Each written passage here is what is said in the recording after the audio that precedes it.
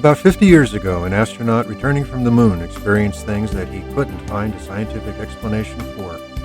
So, with some colleagues, he launched a new science focused on the mind and how it works in the body and across space and time. It's the field of Noetics, where the tools of modern science are used to help us understand how what we think and feel affects us and the world around us. Now, this is Dr. Ruth Miller's Noetic Moments from the studios of KXCR Community Radio in Florence, Oregon.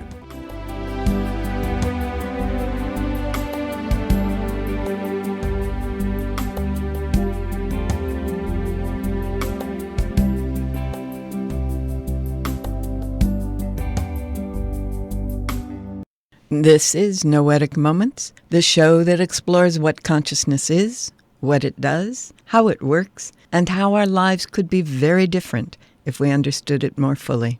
I am Ruth Miller, a longtime student of consciousness, cybernetics, and culture, and through this series of programs, I'm introducing some of the people whose work has defined this field of research, and I'm explaining some of their ideas and experiments.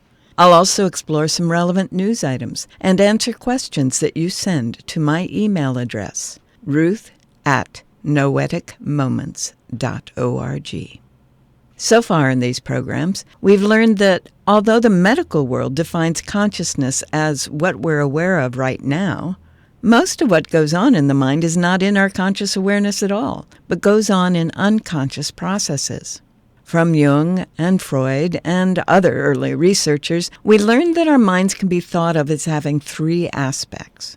What we are aware of, usually called the conscious mind. What we aren't aware of, that keeps our bodies going and includes our fears and beliefs about threats and dangers, which we call the subconscious mind. And what we aren't aware of, that connects us and guides us in our actions, what we're calling the superconscious. We then learned that we can change our state of consciousness and shift what aspects of mind we are aware of and what we're capable of. We're going to study more about that one today. From neuroscientists, we learned that the brain modifies whatever it receives, from both the bodily senses and the mind, to fit past patterns of experience, following Begg's principle that neurons that fire together wire together, and they form a default network or structure in the brain. This means that we see and hear and feel what we expect to or believe we will experience. We also learned that while it's possible to say where in the brain various processes are active, no one has yet been able to pinpoint where memories are stored or how ideas and thoughts are formed. We then saw that many responses in our body happen faster than nerve impulses or chemicals can travel through the body, and often happen before we are aware of it. Some experiments have demonstrated that a person's mind continues to perceive and process for as much as several hours, even when the brain and heart are flatlined, and the person has been declared dead. As a result, many scientists have come to accept that what we call mind is not the product of the electrochemical activity of the brain at all, but is, in fact, the activity of a field that surrounds and permeates the whole body. The brain, then, can best be understood as a receiver-transmitter, receiving messages from the mind and transmitting them to the body, and receiving messages from the senses and transmitting them to the body and the mind. Now, the mind appears to be at least partly electromagnetic because it's possible to measure electromagnetic activity for several inches and even several feet around the body. And some researchers and teachers of ancient traditions who we call shamans and yogis say that it looks like a glowing egg shape extending from below the knees to a few inches above our heads. Mind, then, is a field, a pattern of energy that exists regardless of whether the body is functioning, permeates and develops with the body and brain as it is fed information by the senses through the brain. Now, every field is a unique pattern of vibration that's different from other fields, and some experiments have demonstrated that minds can vibrate along similar patterns. They resonate with each other.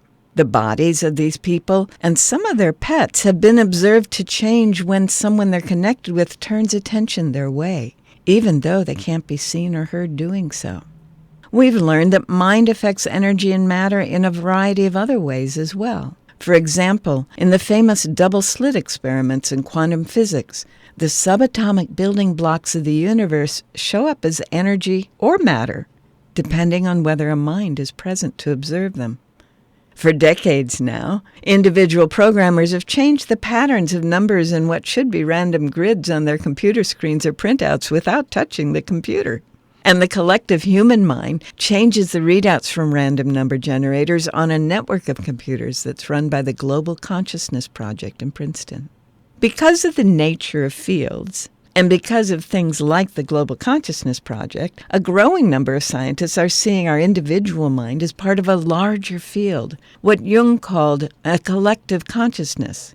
Teilhard de Chardin called it a noosphere. Others say we have a global brain, and more scientists are equating mind with the quantum field, the zero-point field out of which all matter and energy arises. And some are even calling it the Akashic field, using a Sanskrit term that means the essence of everything that exists in the material world.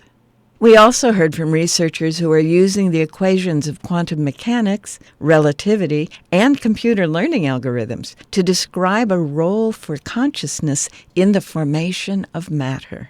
With these understandings, we could be able to explore some of the popular ideas about consciousness, including the law of attraction, how the world around us mirrors what our consciousness is focusing on. Accessing information in the quantum or Akashic field through insight, intuition, and channeling.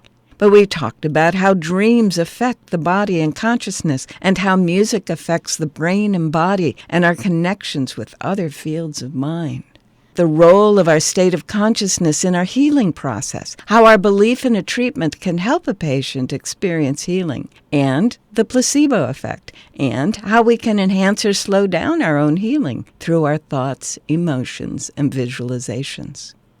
We talked about how remote viewing and telekinesis work, and how we can get into a state of flow in which the mind and the brain are in sync and maximizing our effectiveness. You can catch up on our past shows on our website, www.noeticmoments.org, where you'll find links to all the clips and books and authors that I mentioned. Now, for the past couple episodes, we've been exploring the differences between the two hemispheres of the brain, how they receive and transmit different kinds of information to and from the body and the mind. Last week, I shared clips from some folks who've managed to integrate their scientific left-brain focus training with their holistic, intuitive right-brained experiences.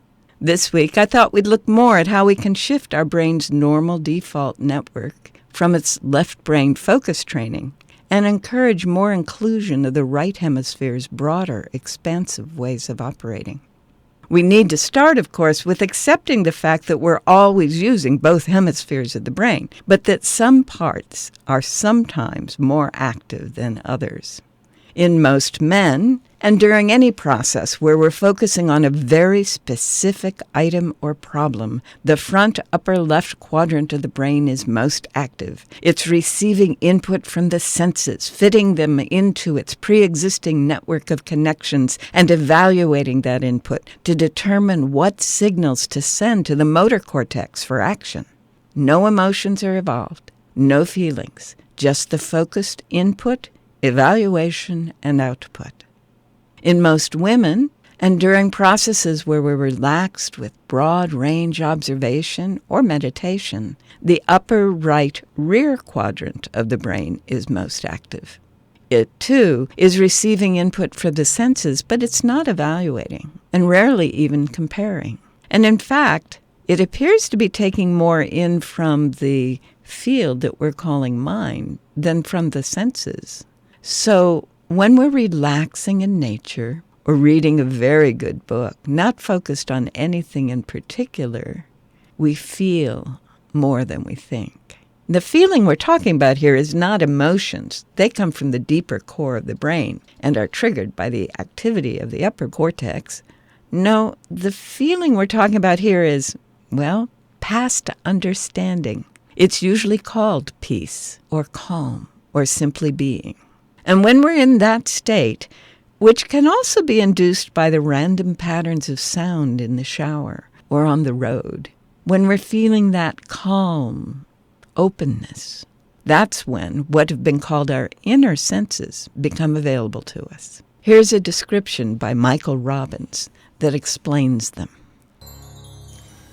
We are all familiar with the 5 normal senses: hearing, touch, seeing, taste, smell. But there are higher correspondences to these 5 senses in the inner worlds. If we want to know the inner worlds, we have to develop the inner senses, and they can be developed through spiritual training. There are specific faculties to be developed. Now, sometimes we say, well, I'm now leaving the outer world, I'm going to the inner world, it's love, it's beauty, it's peace, it's bliss, it's as if we leave our discriminative faculties behind us, but no, we don't. In fact, according to the frequency of vibration, these inner faculties have to be developed. We have to know precisely what they are, precisely what they do, the scope of their expression. So it is a scientific process to develop our inner perceptual participatory faculties. He said spiritual training. And for several hundred years, because of what's been called the Cartesian split, if you wanted to learn about mind and consciousness, you had to turn to spiritual traditions. Study of mind and consciousness wasn't allowed within the domain of sciences, which is why the Institute of Noetic Science was formed and how the field of Noetics emerged. The split has ended, and the mind is once again within the purview of the scientific method, not just trainings within various spiritual traditions. So, what are these trainings that open these inner senses? We've already hinted at the essence. Get out of the focused left hemisphere and rest in the right. And we've already said something about when that happens, when we're not focused on anything in particular, but are in a relaxed, calm state. And how do we get to that state? Well, again, we've already talked about being relaxed in nature, being immersed in a good story, being in the shower or on the road. And a couple weeks ago, Dean Radin talked about the Ganzfeld condition, where researchers cover the eyes and ears and provide a comfortable place to relax the body as a way to help people enter that state of consciousness where the upper right rear quadrant of the brain is most active and the others are quiet.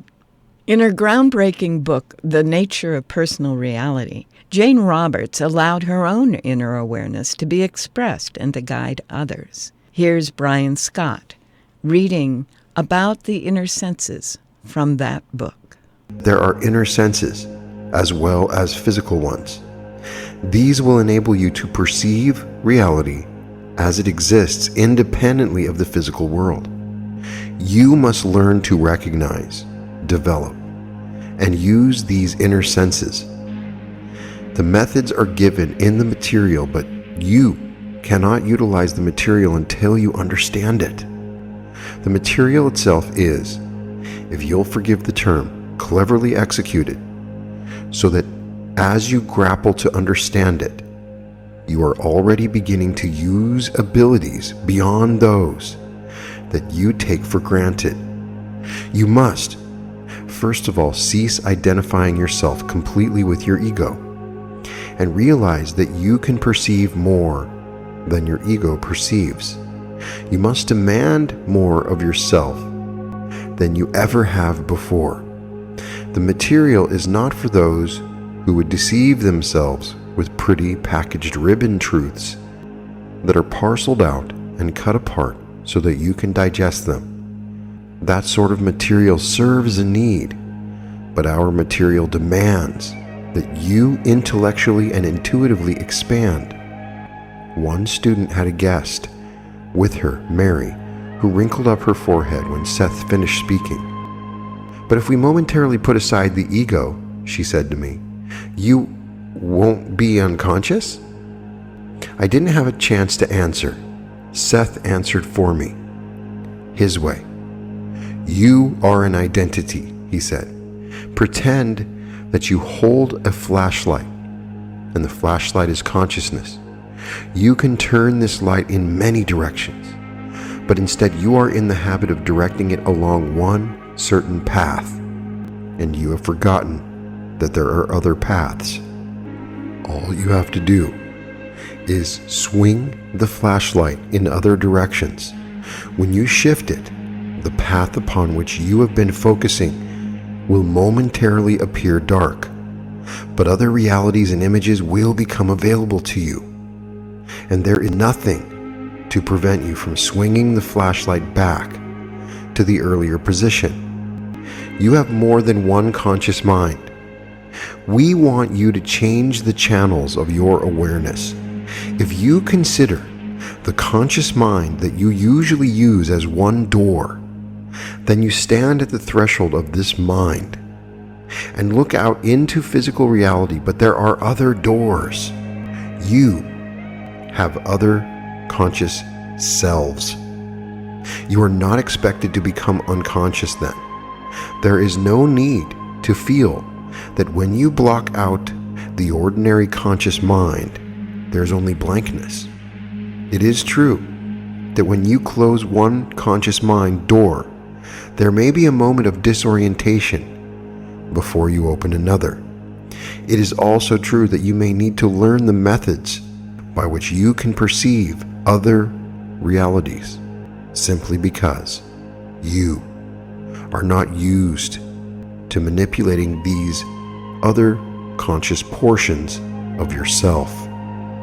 But these portions are as critical and even as intellectual, as valid, and as real as the consciousness with which you are ordinarily familiar. Our consciousness, our awareness, then can be shifted, as we learned very early on. And in this material, in the nature of personal reality, we're being told that all we need to do is close down one way of seeing and experiencing and open up another, which is effectively what we've been saying in this show thus far.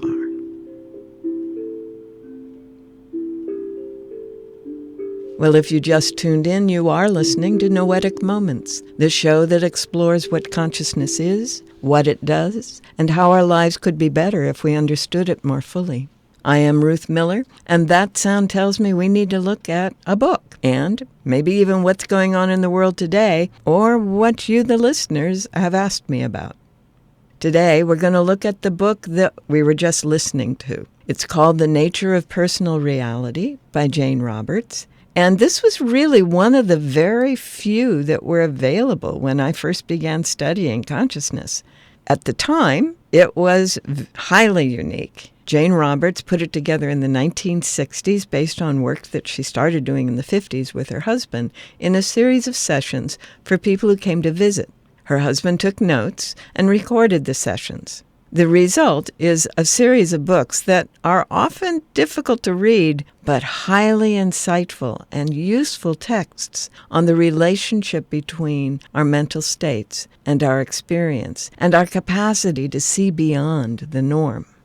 In a current edition, one that came out in 1994, The Nature of Personal Reality, specific practical techniques for solving everyday problems and enriching the life you know by Jane Roberts and her husband, Robert Butts. As we look in this book, we get to see that this was part of a series that were called Seth books. Now, Seth is the name that Jane Roberts provided for that source of wisdom that answered her questions and the questions of those who visited her. Very similar to Esther Hicks, Abraham, Deepak Chopra, Marianne Williamson, all the big names have given us great praise for the books by Jane Roberts. And one of them is How to Develop Your ESP Power, The Coming of Seth. There's probably 20 or more of them. So the original text for this book came out in 1974, and I was starting to write a master's thesis that year, so I was very happy to actually have a book that described these things.